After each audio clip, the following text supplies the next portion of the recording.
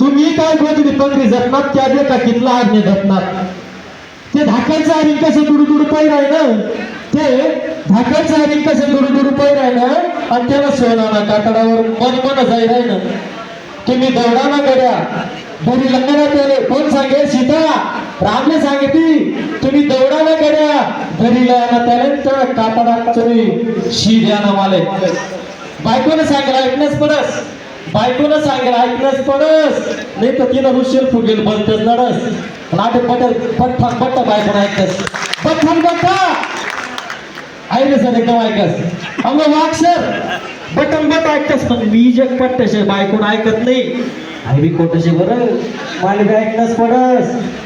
बायकोनं सांगा ऐकण्यास पडस नाही तर तिनं रुशेल फुगेल बनतेच नडस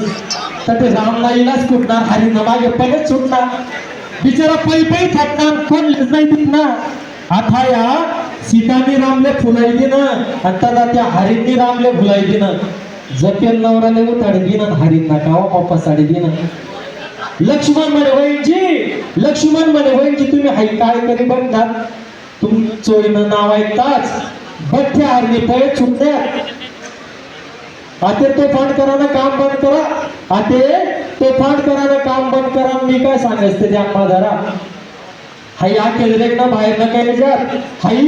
आखेल रेग ना बाहेर न काय जात आणि कोणले काय देणं होईल मत बाहेर गेल्यात आता बाई ती बाई हाव म्हणाले काय लागस बाई ती बाई हाव म्हणाले काय लागस तिला म्हणले पण तसं वागस करा शिकायला मावशी ताई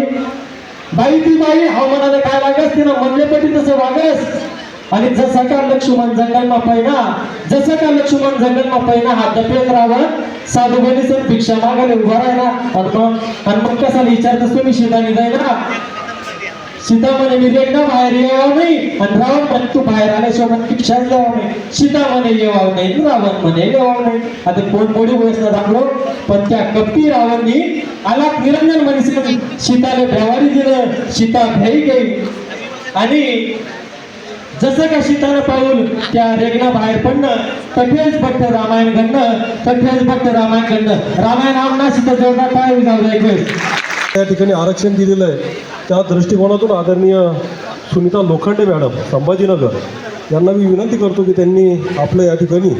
मनोगत व्यक्त करावं. आदरणीय सुनीता लोखंडे मॅडम संभाजीनगर. हा जो कार्यक्रम ठेवला तो प्रत्येकाला वाटतं माझा आणखी गुण आहे ते सादर करायला हवे म्हणून प्रत्येकाला ती भावना आता जागृत होतीये आणि ती समोर येत आहे. ही जी भावना जागृत करण्याचं काम जे गायत्री मॅडम मुळे होत आहे म्हणून मी त्यांचे आभारी आहे.